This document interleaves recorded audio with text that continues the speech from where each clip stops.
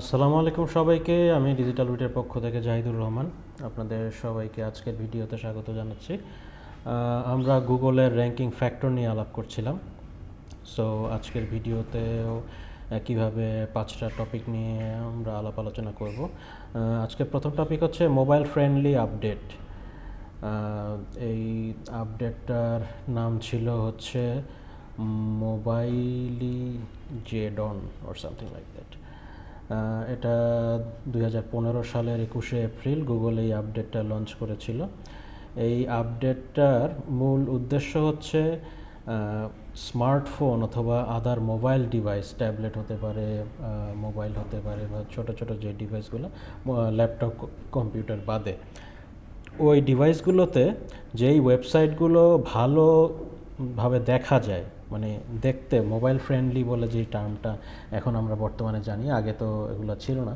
So mobile দিয়ে দেখা যায় সহজে বা সুন্দরভাবে যেই ওয়েবসাইটগুলো, সেগুলোকে ওই মোবাইল দিয়ে যখন কেউ সার্চ করে তখন ওই মোবাইলের সার্চের র্যাঙ্কিংয়ে তখন গুগল সামনে দেওয়া শুরু করলো। The change did not affect searches made from desktop computer আর ল্যাপটপ। ডেস্কটপ কম্পিউটার বা ল্যাপটপ থেকে সার্চ করে যে রেজাল্ট আসে, ওই রেজাল্টের মধ্যে এই চেঞ্জটা কোনো ধরনের এফেক্ট করেনি। শুধুমাত্র যেই ওয়েবসাইটগুলো মোবাইলের জন্য সুন্দর মতো অপটিমাইজ করে বানানো হয়েছিল, মানে মোবাইল দিয়ে ঠিকঠাক মতো দেখা যায়। কারণ আগে হয়তো আপনারা দেখে থাকবেন যে মোবাইল দিয়ে, ল্যাপটপ দিয়ে বা ডেস্কটপ থেকে আমরা যখন একটা ওয়েবসাইট দেখি, ওইটা যখন আবার মোবাইল দিয়ে দেখতে চাই, তো তখন দেখা যায় যে অনেক ছোট ছোট হয়ে যায় লেখাগুলো। সো মোবাইল দিয়ে দেখতে গেলে এখন হচ্ছে মোবাইল থেকে চোখে দেখতে আরাম হয় এমনভাবে লেখাগুলোকে বা ফন্টগুলোকে চেঞ্জ করে নিয়ে আসা হয়েছে। সো এই চেঞ্জটা গুগল 2015 সালে এনেছে, যে মোবাইল ফ্রেন্ডলি যেই ওয়েবসাইটগুলো, সেগুলোকে মোবাইল ডিভাইস থেকে যখন কেউ সার্চ করে তখন এটা র্যাঙ্কে উপরে আনার যে ব্যাপারটা, সেটা হয়েছে। পরের পয়েন্ট হচ্ছে mobile usability. Websites that mobile users can easily use may have an age in Google's mobile first index. ওইটাও একই রকমই, যে মোবাইল থেকে ইউজ করতে সুবিধা যেই ওয়েবসাইটগুলো, বা যে ওয়েবসাইটগুলো ডিজাইন করা হয়েছে ওইভাবে যে মোবাইল থেকে চালাতে বা ইউজ করতে ইজি হয়, সেই ওয়েবসাইটগুলোকে আরও র্যাঙ্ক দেওয়া শুরু হয়েছে।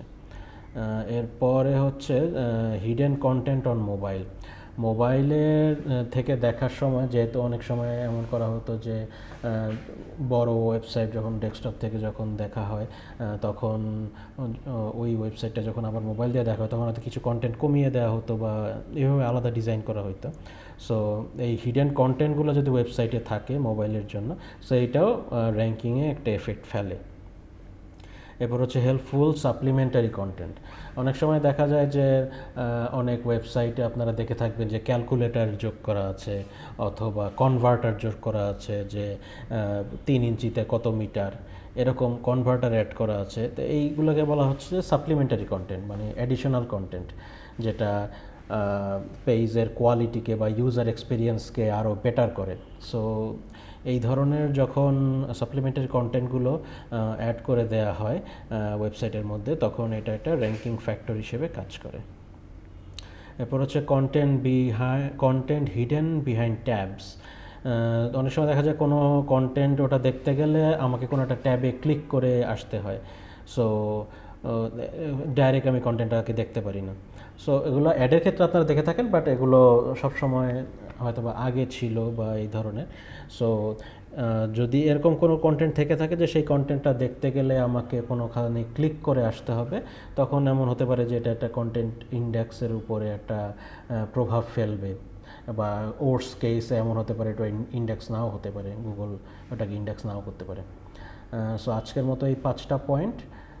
সো আশা করি আপনারা বুঝতে পেরেছেন। কারো যদি কোনো কিছু বুঝতে সমস্যা হয়ে থাকে, সো আমাদের সাথে যোগাযোগ করবেন বা কমেন্ট সেকশনে কমেন্ট করতে পারেন। আজকের ভিডিও এই পর্যন্ত। আগামী ভিডিও দেখার আমন্ত্রণ রইল। ধন্যবাদ সবাইকে। আসসালামু আলাইকুম।